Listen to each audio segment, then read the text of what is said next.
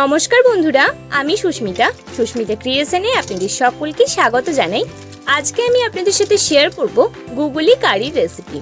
গুগলি খাওয়া কিন্তু আমাদের চোখের পক্ষে খুবই উপকারী। এইভাবে একবার গুগলি কারির রেসিপিটা বানিয়ে দেখুন, আশা করছি ভালো লাগবে।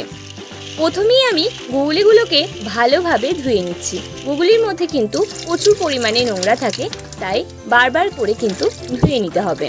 প্রথমেই এই গোটা গুগলিগুলোকে ভালোভাবে করে ধুয়ে নিয়ে তারপরে এর মধ্যে গরম জল দিয়ে 1 ঘন্টা মতন রেখে দিতে হবে।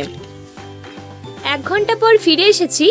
এবার আমি গুগলিগুলোর থেকে মাংসটা বার করে নেব। এর জন্য একটা সেফটি পিন নিয়ে নিয়েছি। এবার গুগলির মাঝখানে এইভাবে করে ঢুকিয়ে সেফটি পিন দিয়ে এইভাবে গুগলিগুলোকে ছাড়িয়ে নিতে হবে, আর গুগলির এই পেছনের মাংসটাকে বাদ দিয়ে দিতে হবে। এইভাবে আমি আরও একটা করে দেখাচ্ছি।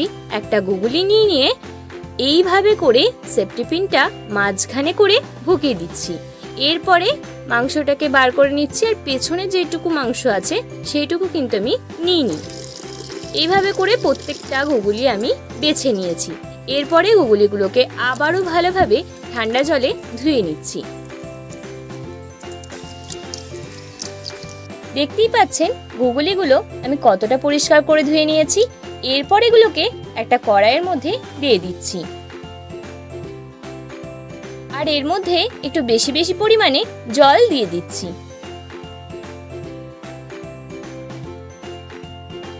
এরপর এর মধ্যে পরিমাণ বুঝে নুন দিয়ে দিচ্ছি। এরপর এটাকে ভালো করে সেদ্ধ করে নিতে হবে, আর সেদ্ধ করার সময় এরকম ভাবে প্রচুর পরিমাণে ফেনা বেরোবে।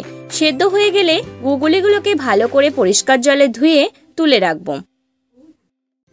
এরপর গুগলি কারিটা বানানোর জন্য নিয়ে নিচ্ছি কিছু গোটা মশলা।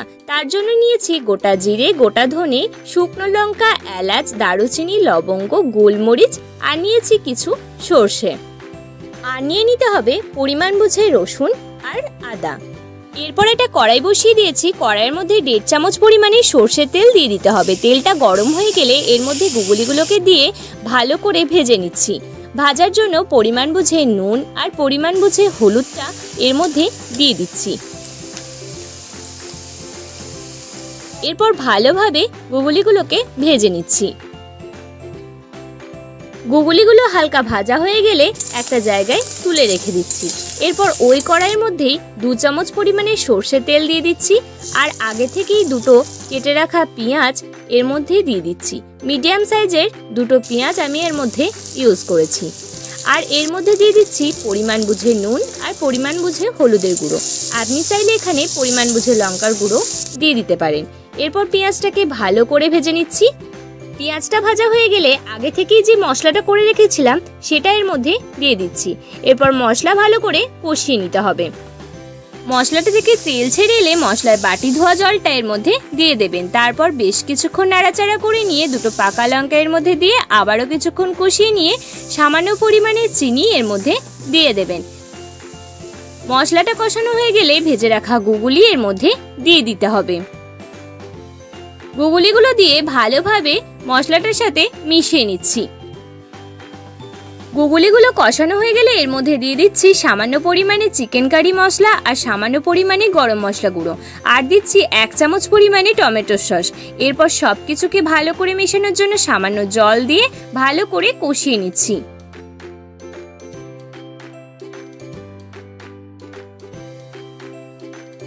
গুগলি ভালো করে কষানো হয়ে গেলে এর মধ্যে পরিমাণ বুঝে নুন আর পরিমাণ বুঝে জল দিয়ে দেবেন। তারপর এটাকে 7-8 মিনিট মতন মিডিয়াম টু লো ফ্লেমে রান্না করে নেবেন। তাহলেই গুগলির কারি কিন্তু রেডি হয়ে যাবে।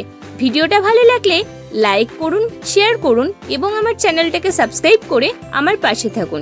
সাবস্ক্রাইবের পাশে বেল আইকন বাটনটা ক্লিক করে রাখুন, যাতে আমার ভিডিও আপলোড করার সাথে সাথে আপনি সবার প্রথম আমার ভিডিও দেখতে পারেন। নমস্কার, ভালো থাকবেন, সুস্থ থাকবেন।